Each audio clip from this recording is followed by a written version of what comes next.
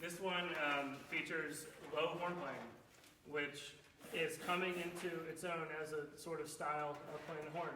For many years, you weren't considered a good horn player unless you could play high notes. And there's a few horn players in the world today that have kind of paved the path to show off this instrument's low register.